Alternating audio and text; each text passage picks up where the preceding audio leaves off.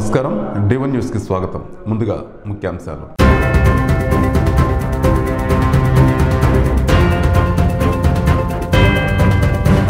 రసాభాసగా Tenali municipal సమావేశాలు 40 లక్షలతో తెనాలి పౌరులకు పలు రకాల సమస్యలు చేపట్టి వారి సమస్యలు తీర్చవచ్చు. టీడీపీ మాజీ కౌన్సిలర్ అన్నం పిన్నారావు. జనవరి 11 నుంచి జిల్లాల వారీగా ప్రజల్లోకి వెళ్లనున్న టీడీపీ జాతీయ ప్రధాన కార్యదర్శి నారా లోకేష్. సంక్రాంతి పండుగ సందర్భంగా ఒకరి ఇంట్లో నిల్వ ఉంచిన 133 కోడి కత్తులను స్వాధీనపరుచుకున్న ఎస్ఐ సురేష్. జనవరి 1న PSVLC 58 ర్యాకెట్ ఎక్స్పో ఉపగ్రహ ప్రయోగం. రాష్ట్రంలో సంపద సృష్టించే ఆదాయం ఉంది.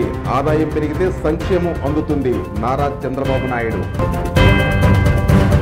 ఒక పురాణ కవి పేరు విమానాశ్రయానికి పెట్టినట్లు ఫోర్సెన్ ఇండియా 2K.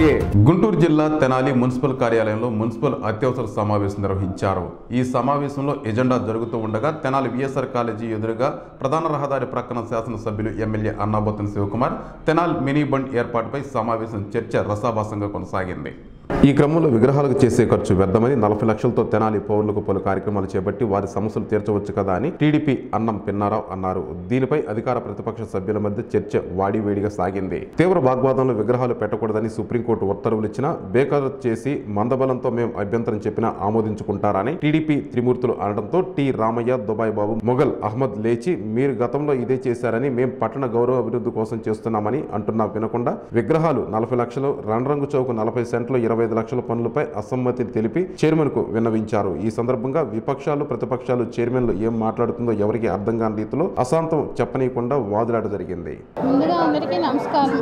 మీడియా వారికి, విలేకరు వారికి, కౌన్సిలర్ గారికి, అలానే మున్సిపల్ సిబ్బందికి అందరికీ నా ధన్యవాదాలు తెలియజేస్తున్నాను. ఈ రోజున 29వ తారీఖున 12/2023 ఈ రోజున ప్రత్యేక సమావేశం ఏర్పాటు చేయడం జరిగింది. అన్ని అంశాలు 19 అంశాలు ఆమోదించడం జరిగింది. అందులో టీడీపీ కౌన్సిలర్ 11వ అంశాలను 14వ అంశం వ్యతిరేకిస్తడం జరిగింది. వాళ్ళకి తగిన సమాధానం చెప్పి మేము అన్ని అంశాలు ఆమోదించాము. అలానే బడ్జెట్ మీటింగ్ కూడా అన్ని అంశాలు ఆమోదించడం జరిగింది. ఈరోజు తెనాలి కౌన్సిల్లో మున్సిపాలిటీ నిధులను ఏ విధంగా దుర్వినియోగం చేస్తున్నారు, ఏ విధంగా దోచుకుంటున్నారు అనే దానికి ఈ రోజు కౌన్సిల్ నిదర్శనం. ప్రజలందరూ ఇలాంటి దౌర్జన్యాన్ని ఈ 100 రోజుల్లో వీళ్ళు బుద్ధి చెప్పాలని, వీళ్ళు గద్దించాలని తెలియజేస్తూ సభ తీసుకుంటారు. ఏదో దౌర్జన్యంగా మాట్లాడి ఏదో మీ అందు చూస్తాను, మీ సంగతి చూస్తానని చెప్పి మాట్లాడడం సభ్యతా సంస్కారం మంచిది కాదు, మంచి పద్ధతి కాదు. దాన్ని కూడా మీరు ప్రోత్సహిస్తున్నారు. మేము మరి దాని మీద నిజంగా అయితే ఒక ఎంప్లాయీ అన్నా కానీ గతంలో అయితే ఇలాంటి సస్పెండ్ చేసిన సందర్భాలు ఉన్నాయి. కానీ ఆ సందర్భం లేకుండా మనందరం కూడా తెలుసో తెలియక జరిగినప్పుడు ఇక ఎప్పుడు కూడా అలాంటి సందర్భం రాకూడదని చెప్పి మనస్ఫూర్తి కోరుకుంటూ త్రిమూర్తి గారు కూడా అర్థం చేసుకుని ఇంకొకసారి అలాంటి సందర్భాలు రాకుండా ఉండాలని మనస్ఫూర్తి. ముఖ్యమంత్రి వైఎస్ జగన్మోహన్ రెడ్డి చదువు పేదల తలరాతలు మారుస్తుందని, దేవుడి దయతో మరో మంచి కార్యక్రమం చేస్తున్నామని, ప్రతి ఏడాది క్రమం తప్పకుండా నిధులు విడుదల చేస్తున్నామని వారు తెలియజేశారు. ఈ క్రమంలో పిల్లల తల్లుల ఖాతాల్లోకి ఫీజు రియంబర్స్మెంట్ నిధులు 4.5 ఏళ్లలో విప్లవాత్మకమైన అడుగులు వేశామని, ఇంగ్లీష్ మీడియం ప్రవేశపెట్టి ప్రభుత్వ పాఠశాలలో రూపురేఖలు మార్చామని, 27.61 లక్షల మంది విద్యార్థులకు ఫీజు రియంబర్స్మెంట్ అందించామని, తరగతి గదులన్నీ డిజిటల్ క్లాస్ రూమ్లుగా మార్చామని, ఎంతో విలువైన బైజూస్ కంటెంట్ అందించామని, స్కూళ్లలో సబ్జెక్టు టీచర్లను తీసుకొచ్చామని, విద్యార్థుల భవిష్యత్తు బాగుండాలన్నదే ప్రభుత్వ తాపత్రయమని, ఉన్నత విద్యలో సంస్కరణలు తీసుకొచ్చామని వారు తెలియజేశారు. గుంటూరు జిల్లా మంగళగిరి ఏపీలో ఎన్నికలకు సమయం సమీపిస్తున్న వేళ తెలుగుదేశం పార్టీ జనంలోకి వెళ్తుందని, నారా లోకేష్ పాదయాత్ర పూర్తి కాగానే చంద్రబాబు నాయుడు జిల్లాలో పర్యటించనున్నారు. ఈ క్రమంలో లోకేష్ కూడా జనవరి 11వ తేదీ నుంచి జిల్లాల్లో పర్యటనకు వెళ్తున్నానని, అలాగే వచ్చే నెలలో మరో ముఖ్యమైన కార్యక్రమానికి శ్రీకారం చుట్టేందుకు టీడీపీ సిద్ధమైందని, జైహో బీసీ పేరిట జనవరి 4 నుంచి టీడీపీ ప్రత్యేక కార్యక్రమం నిర్వహిస్తుందని తెలుగుదేశం పార్టీ జాతీయ ప్రధాన కార్యదర్శి నారా లోకేష్ తెలియజేశారు.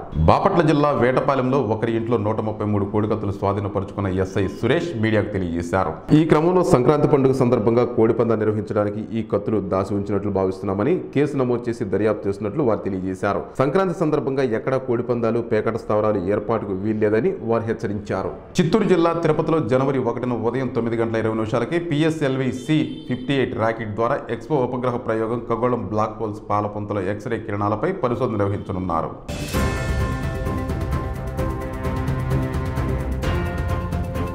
పశ్చిమ గోదావరి జిల్లా కోయిలగూడ మండలం పరింపూడి గ్రామం ప్రధాన్ ఫ్యామిలీ దాబా వద్ద నకిలీ నోట్ల ముఠాను కోయిలగూడ ఎస్ఐ అరెస్ట్ చేశారు.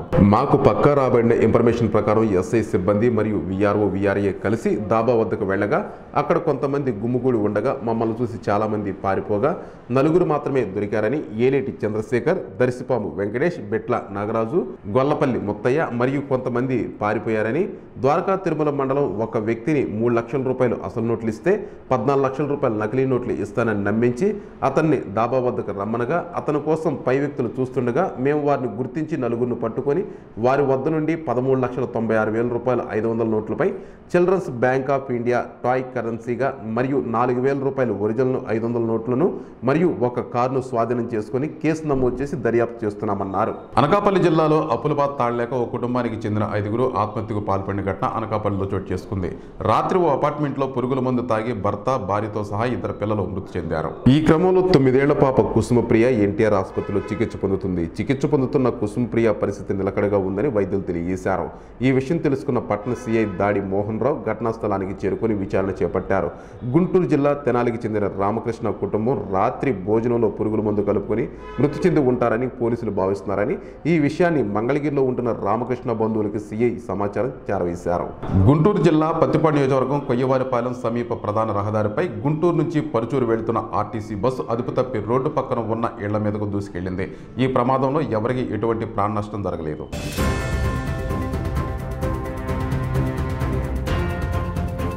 విశాఖ జిల్లా విశాఖలోని హోల్సేల్ ఫ్రూట్ మార్కెట్ పక్కనే ఉన్న జనతా బజార్లో అగ్ని ప్రమాదం చోటు చేసుకుంది. ఈ క్రమంలో స్క్రాప్ దుకాణంలో పాతకారుకు నిప్పంటుకొని పక్కన ఉన్న టైర్ల షాప్కు వ్యాపించడంతో భారీగా మంటలు ఎగిసిపడ్డాయి. అగ్నిమాపక సిబ్బంది హుటాహుటిన ఘటనా స్థలానికి చేరుకుని మంటలు అదుపు చేశారు. ప్రకాశం జిల్లా కొనకమెట్ట మండలం మర్రిపాలెం గ్రామ సమీపంలో జాతీయ రహదారిపై ఆర్టీసీ బస్సు ఓ ట్రాలీ వాహనం ఎదురుగా ఢీకొన్నాయి. ఈ రోడ్డు ప్రమాదంలో మార్కాపురం డిపోకు చెందిన ఆర్టీసీ బస్సు ఒంగోలు వెళ్తున్న క్రమంలో ఎదురుగా వస్తున్న ట్రాలీ వాహనం అదుపు తప్పి ఢీకొనడంతో ఆర్టీసీ బస్సు, ట్రాలీ వాహనం డ్రైవర్లకు తీవ్ర గాయాలయ్యాయి మరియు పలువురు ప్రయాణికులకు స్వల్ప గాయాలయ్యాయి. సార్వత్రిక ఎన్నికలు సమీపిస్తున్న క్రమంలో ఆర్థిక పెట్రోల్ ధరల నుంచి ప్రజానికానికి ఉపశమనం కలిగించాలని కేంద్ర ప్రభుత్వం యోచిస్తున్నట్లు తెలుస్తుంది. ఈ క్రమంలో పెట్రోల్పై 6 రూపాయలు, డీజిల్పై 10 రూపాయలు తగ్గించే దిశగా మోదీ సర్కార్ అడుగులు వేస్తుందని సంబంధిత వర్గాలు తెలియజేశారు. ప్రస్తుత ఆర్థిక ఏడాది అంతర్జాతీయ మార్కెట్లో చమురు ధరలు తగ్గిన ఆ మేరకు రిటైల్ అమ్మకం ధరలను చమురు కంపెనీలు తగ్గించలేదు.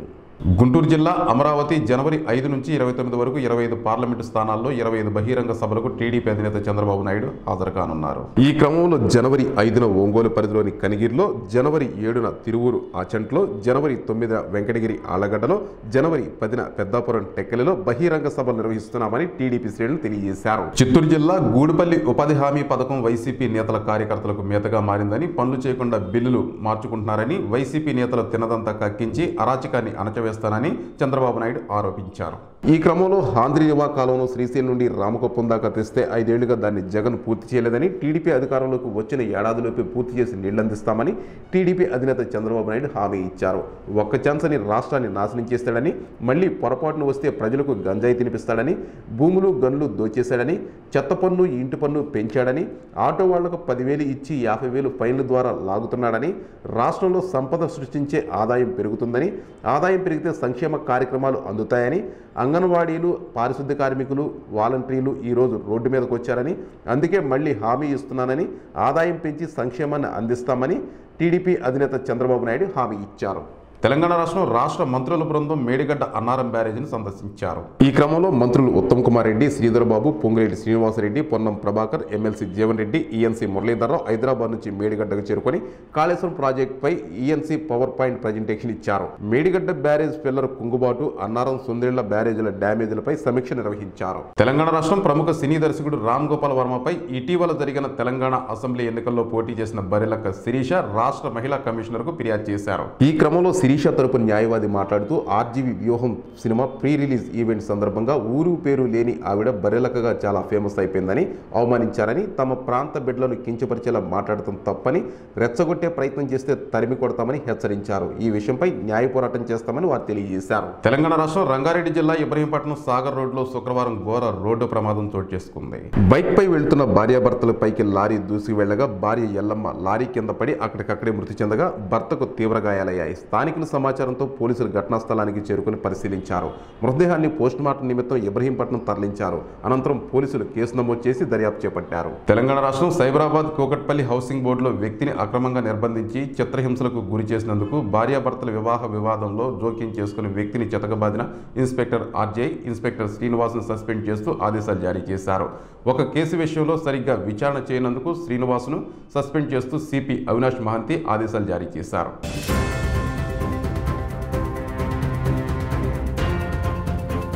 ఉత్తరప్రదేశ్ అయోధ్యలో రామమందిర శంకుస్థాపనకు ముందు డిసెంబర్ 30న టెంపుల్ టౌన్లో విమానాశ్రయాన్ని ప్రధాని నరేంద్ర మోదీ ప్రారంభించనున్నారు. ఈ క్రమంలో రామాయణ ఇతిహాసాన్ని రచించిన పురాణ కవి పేరు మీదుగా విమానాశ్రయాన్ని మహర్షి వాల్మీకి అంతర్జాతీయ విమానాశ్రయం అయోధ్య రామ్ అనే పేరు పెట్టినట్లు ఫోర్నిస్ ఇండియా టాకే తెలియజేశారు.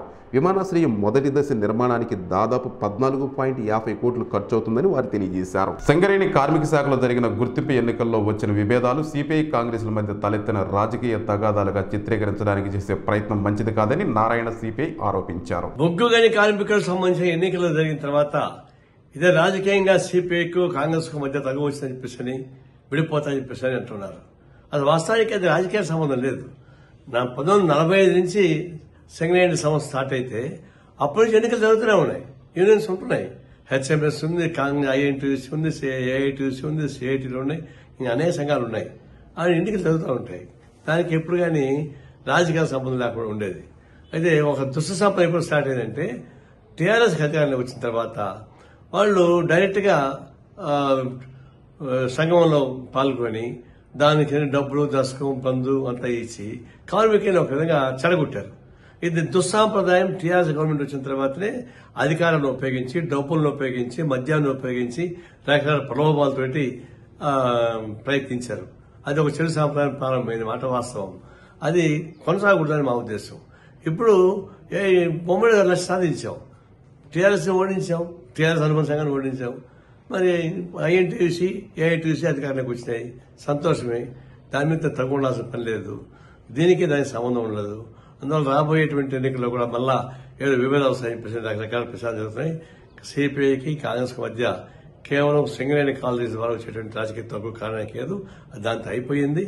అయితే ఒకటి నేను గుర్తుంచుకోవాల్సి ఏంటంటే అధికార పార్టీ ఇప్పుడు కానీ అది ఐఎన్టీసీ ఏఐటీసీ చట్టం సంఘానికి పోవాలి తప్ప దాని మన డబ్బులు దశకుని పెట్టి వర్కర్స్ ని చెడగొట్టే సాధన చేయడం మంచిగా నా ఉద్దేశం. లైబీరియాలో పెట్రోల్ ట్యాంక్ నుండి పెట్రోల్ లీక్ అవుతున్న క్రమంలో కొందరు వ్యక్తులు ఆ పెట్రోల్ ట్యాంక్ వద్దకు వెళ్లగా అకస్మాత్తుగా పేలి 40 మంది చనిపోయారు. ఈ సందర్భంలో ట్యాంకర్ నుంచి పెట్రోల్ లీక్ అవుతుండగా పట్టుకునేందుకు జనం ఎగబడ్డారు. ఈ క్రమంలో ఒక్కసారిగా ట్యాంకర్ పేలిపోయింది. ఈ దుర్ఘటనలో 40 మంది చనిపోగా చాలా మంది గాయపడ్డారు. మృతుల సంఖ్య పెరిగే అవకాశం ఉందంటున్నారు. మరోవైపు టొటాటా పట్టణంలో జరిగిన మరో పేలుళ్లో 88 మంది గాయపడ్డారని లైబీరియా అధికారులు వెల్లడించారు. రష్యాలోని ఎగటియా ప్రాంతంలో ఒక విమానం పొరపాటున నదిపై ల్యాండ్ అయింది. సోవియట్ కాలం నాటి ఆంటోనోవ్ యాన్ 24 విమానం జిరాంకియా విమానాశ్రయంలో దిగాల్సి ఉంది. ఈ క్రమంలో రన్వేపై పూర్తిగా మంచు కప్పుకుపోవడంతో పక్కనే ఉన్న కొలిమా నది కూడా అలానే కనపడింది. చూసేందుకు రెండు ఒకేలా ఉండటంతో గందరగోళానికి గురైన పైలట్ విమానాన్ని గడ్డగట్టిన నదిపై దించారు. ఈ సమయంలో విమానంలో 30 మంది ప్రయాణికులు ఉన్నారు. అదృష్టవశాత్తు ఎవరికీ ఏ గాయాలు కాలేదు. ఈ వార్తలు ఇంతటితో సమాప్తం. నమస్కారం. చూస్తూనే ఉండండి మీ D1 న్యూస్. నిరంతర వార్తా స్రవంతి కోసం మా D1 న్యూస్ ఛానల్ని సబ్స్క్రైబ్ చేసుకోండి. Please like, share, subscribe D1 news channel.